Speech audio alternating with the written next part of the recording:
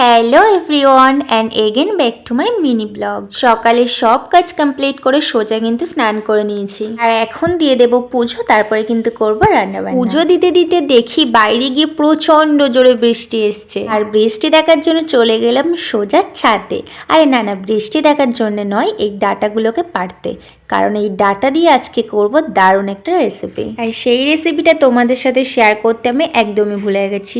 So যাই হোক, চলো আজকে দুপুরের মেনুতে কি কি আছে একটু দেখিয়ে দিই। সোজা কোণে করেছিলাম ভাত, আর করেছিলাম এখানে ডিম পেঁয়াজ দিয়ে আলু ভাজা, আর করেছিলাম যেই দারুণ একটা রেসিপি, সেটা হচ্ছে ডাটা দিয়ে আলু দিয়ে ডাল দিয়ে একটা ডাল। এটা কিন্তু দারুণ টেস্টি হয়েছিল। নেক্সট একদিন তোমাদের সাথে কিন্তু ভিডিও শেয়ার করবো। আর ডাল আছে, তার সাথে আলু সিদ্ধ না হলে তো একদমই হবে না। সেই জন্য নিয়ে বসলাম আম তেল। এই আম তেলটা কিন্তু আমি নিজেই বানিয়েছিলাম, দারুণ টেস্টি হয়েছিল। এখানে দেখো, এই আম তেল দিয়ে কিন্তু আমি আলু সিদ্ধটাকে মেখে দেন কিন্তু খাবো। আচ্ছা বলো তো, তোমরা কে কে আমার মতন আম তেল দিয়ে আলু সিদ্ধ মাখা খেতে পছন্দ করো? আর এইগুলো দিয়ে আজকে দুপুরের লাঞ্চটা জাস্ট জমে গেছিল। এখন নেবো একটু রেস্ট। ভিডিওটা এই পর্যন্তই। কেমন লাগলো জানিও, ভালো লাগলে লাইক কমেন্ট শেয়ার ফলো করতে একদম বলো না। টাটা।